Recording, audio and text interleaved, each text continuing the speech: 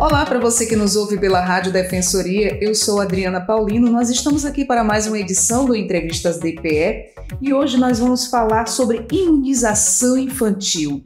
E para conversarmos sobre esse assunto, nosso convidado de hoje é Romildo Azevedo, coordenador municipal de imunização. Seja muito bem-vindo mais uma vez, Romildo, ao Entrevistas DPE, sempre nos trazendo aí, nos informando. Seja muito bem-vindo. Obrigado. Romildo, para começo de conversa, a gente sabe que aí teve uma redução no número de crianças não vacinadas contra a DTP no Brasil.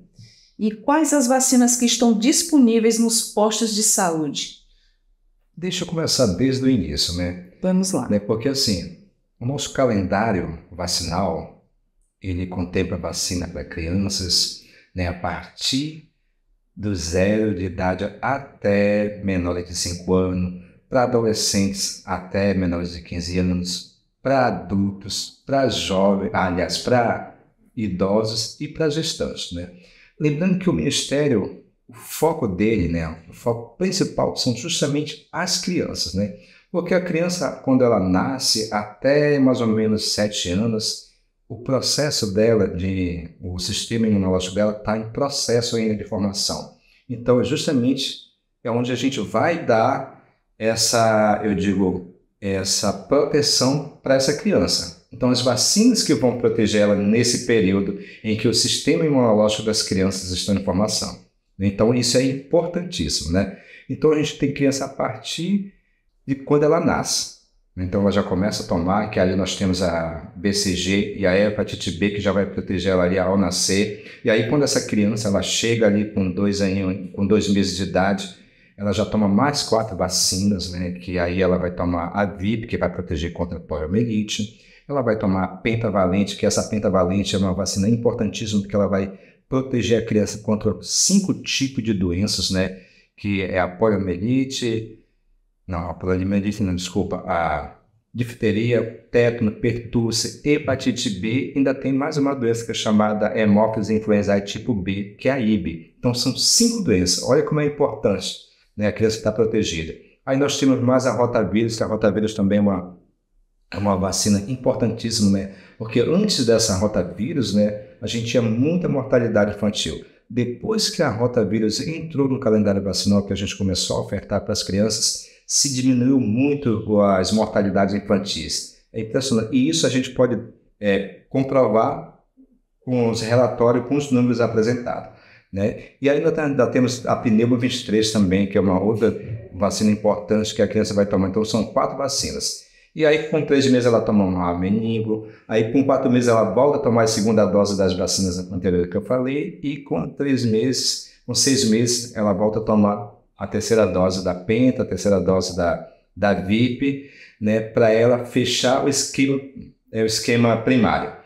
Ainda tem mais as vacinas de reforços que a gente dá depois do esquema primário. Então, uma das vacinas que é citado aí, que você falou com a questão da DTP, ela já entra com uma vacina de reforço, porque a primeira vacina que a criança vai tomar lá é a penta. E aí a gente faz o reforço com a DTP. Mas é importante a gente falar que o vacinador, ele tem um papel importante, porque além dele fazer todas as orientações, dar a vacina tudinho, ele precisa aprazar a próxima vacina para que o pai ele consiga identificar, ele consiga saber que ele precisa retornar na sala de vacina para levar a criança para que ela receba as próximas doses. Eles mesmo, quando a gente como mãe, leva as crianças para se vacinarem, quem já foi mãe sabe disso, O técnico, ele está lá, dá a vacina, faz o aprazamento e ele fala, você vai retornar dia tal, daqui a um mês, daqui a tantos tempos, você vai voltar. Aí acontece que às vezes, em casos que eu mesma já presenciei, tem mães que elas chegam e falam, eu tenho pena, meu filho vai ficar choroso, vai ficar enjoado, eu tenho pena de furar ele. Mas, gente, é uma proteção imprescindível. É uma proteção assim que a gente não pode abrir mão. Mesmo morrendo de pena, leve seu filho para vacinar. Então, assim, um balanço de crianças vacinadas assim em 2023 e como está o primeiro semestre de 2024. Olha, falando de cobertura vacinal, porque a gente trabalha com cobertura vacinal, porque é o panorama que a gente tem para saber se a criança está ou aliás, a população-alvo está imunizada ou não. A nossa cobertura desse primeiro semestre, ela está dentro da média nacional, né, no município de Boa Vista. Então, com relação ao DTP, que é o nosso ponto focal aqui, né, hoje a nossa cobertura está em 71%, então está dentro da média nacional. É o que é preconizado pelo Ministério? Não, porque o que é preconizado pelo Ministério da Saúde é 95%, né? Que aí você pode olhar e dizer que essa população-alvo está protegida, né? Mas aí o município de Boa Vista, nós temos a estratégia. Além de ofertar essa vacina na rotina, com nossos profissionais da estratégia da saúde, da família, além de fazer a questão da educação em saúde, né? Através dos nossos agentes comunitários de saúde, também os nossos profissionais eles fazem busca ativa. Então, recentemente, nós fizemos agora no foi maio, né? Foi maio, teve uma busca ativa nas escolas, né? Justamente para as crianças de 0 a menores de 5 anos, que é justamente o público-alvo do Ministério da Saúde, que realmente o Ministério ele pega muito no pé com relação às crianças de 0 a menores de 5 anos, né? Então, a gente tem várias estratégias que a gente faz. Eu cheguei a presenciar como mãe, eu tenho filho em escola, né, de todas as faixas etárias. Então tem um na escola do município, ele chegou com o pedidozinho de autorização, né, e para saber se ele já estava imunizado. Eu falei, filho, tu já está imunizado contra essa daí. Aí, tranquilo. A gente vê que é feito todo um trabalho, a gente vê que existem muitas ações, que o pessoal da saúde está sempre se mobilizando, sempre divulgando as campanhas de vacinação, e aí essa redução não se cabe tanto a nós aqui do Norte, mas em si a nível nacional. Exatamente, porque o número que está sendo apresentado aqui é o número nacional, não significa que o município de Boa Vista também tenha incluído, né? Porque, como eu falei para você, a nossa cobertura está 71%. Então, né? Mais ou menos, então está né? Dentro da média nacional. Não é o que... A meta seria 95%. 95%, né? Mas a gente está caminhando para que no final do ano a gente consiga essa cobertura de 95%. E aí, como você mesmo falou, a gente tem várias estratégias. Além das campanhas, das intensificações, né? A vacina está disponível na rotina. Então, de segunda a sexta-feira, né, se os pais, de repente, pegarem é importante isso, né, que o pai sempre fique atento na caderneta de vacinação da criança. Ele tem que sempre olhar lá e ver a data que está atrasado para que ele retorne na sala de vacina para levar a criança. Eu vou citar um exemplo, eu não tenho vergonha de falar. Quando eu era mais jovem e fui mãe de primeira viagem, eu não entendia nada. O que é isso? Tríplice viral, DPT, não sei o quê. E eu digo, gente, por eu não entender, aí eu chegava e ia no posto de saúde, isso não era aqui, isso era no Nordeste ainda. Eu ia num posto de saúde e perguntava para a técnica de enfermagem, olha, essa daqui é para quando? Eu não entendi isso aqui, me explica, para quando que eu tenho que voltar? Aí explicava tudo direitinho e aí ficava tudo bem. Tá alguma em atraso? Como é que eu posso fazer? Quando é que eu posso voltar? E aí ela explicava tudo direitinho para mim e sempre buscar, não é, Romildo? Exatamente, então é isso que eu sempre falo. Se o pai não perguntar, não tiver, né, esse cuidado de perguntar, de falar, sei lá, observar, mas aí o vacinador ele tem esse papel, né? Na hora que ele estiver lá e identificou que a criança vai tomar alguma das vacinas, ele precisa fazer a orientação, ele precisa dizer para que serve, até mesmo se é possível de dar alguma reação negativa na criança, porque assim, a gente dentro do nosso serviço de saúde, a gente tem a farmacovigilância, né? E funciona muito bem. Então, aconteceu alguma coisa de dar alguma reação pós-vacinação, os pais responsáveis precisam retornar com a criança para a unidade de saúde. Pode ir direto na sala de vacina. O vacinador ele vai fazer uma notificação, já vai agendar essa criança para ela passar pelo médico, o médico vai fazer toda aquela investigação clínica, ver se realmente foi da vacina e vai acompanhar até o quadro dessa criança ser resolvida. Então, a gente tem esse serviço dentro do município, da imunização. Romildo, em relação aqui, você já até respondeu essa minha pergunta, mas eu vou voltar porque eu quero citar uma coisa aqui que me chamou a atenção, porque eu já vivenciei também. Olha, em relação à vacina DTP, ela é conhecida como a vacina pentavalente e protege contra a difteria, o tétano e a coqueluche, e temos disponíveis nos postos de saúde. Você falou que tem, né? Exatamente. Tanto a pentavalente, né, que a pentavalente, como eu falei, ela vai proteger contra 5 tipos de doença, e a DTP também. A pentavalente, ela vem antes da DTP. A DTP ela já entra como um reforço da pentavalente, né, que a pentavalente vai proteger contra hepatite B, contra difteria, contra tétano, contra pertusse e contra uma doença chamada Haemophilus influenzae tipo B, que é a IB. Então são 5 doenças. Depois que ela faz, ela precisa, para ela tomar DTP, ela precisa fazer o esquema primário de 3 doses do pentavalente. Então ela só vai tomar DTP se ela tiver essas 3 doses do pentavalente. E é uma vacina que, a pentavalente é uma vacina que a gente pode dar até para crianças menores de 7 anos.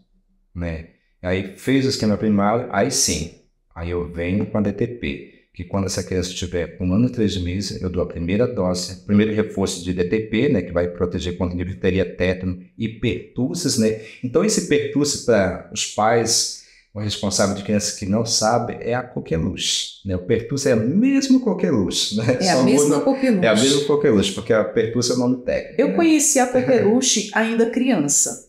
Infelizmente nós tivemos um caso na família. Uma sobrinha muito novinha, né, bebezinha, teve coqueluche. E eu nunca tinha visto algo parecido na minha vida, mas eu era criança, ainda me recordo o sofrimento que foi na família. Eu lembro que na época nós morávamos no interior, viemos para Boa Vista, aí ela ficou internada, ficou bem acabadinha, bem magrinha, e nossa, a gente pensou que a gente ia perder a bebê.